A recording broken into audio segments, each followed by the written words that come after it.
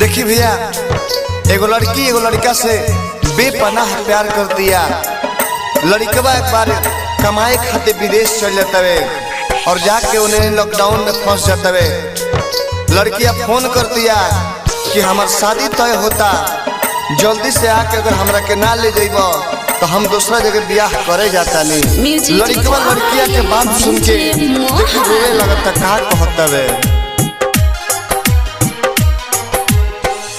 बानी फसल हम विदेश बीजा लागत हमार नइखे, तनिको न कोइलू इंतजार लागे हमारा से प्यार नइखे। जाता नि छोड़ी के ससुरवा ए योरा दोस्त हमार नइखे।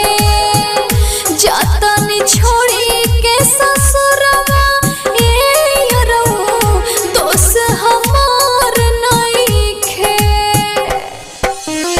लइकवा कहता दुबई आईनी दुनिया लूट गई, जेकरा खातिर कमाए के सोचनी आज ओकरे संगत छूट गई, संगत छूट गई।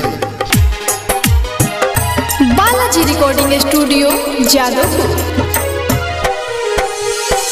कबो नहीं मिटी दिलावा पैसन दिल बारू गोरिया तू घाव हो।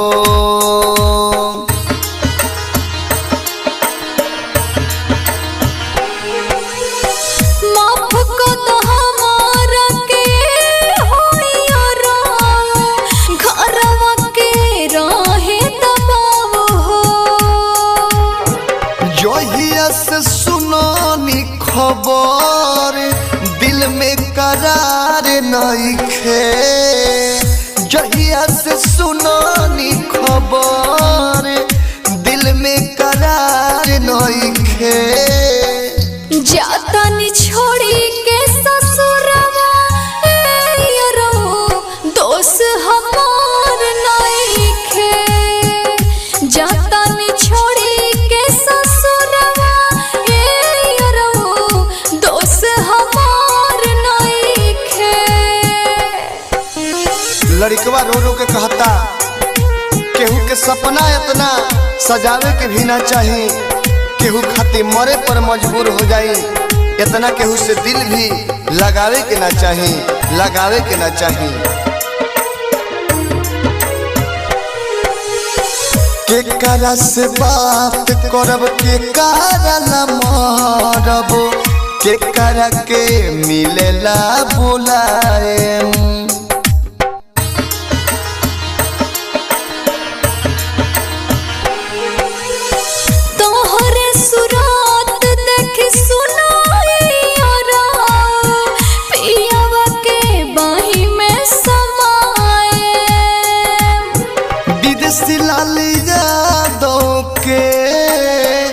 कवनो आधार नइखे दुर्ग से बेदर्दी के, कवनो आधार नइखे।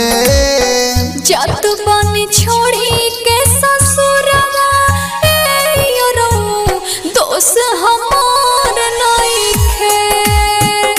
जाता नि छोड़ी के ससुरवा ए योरा दोस्त हमार नइखे।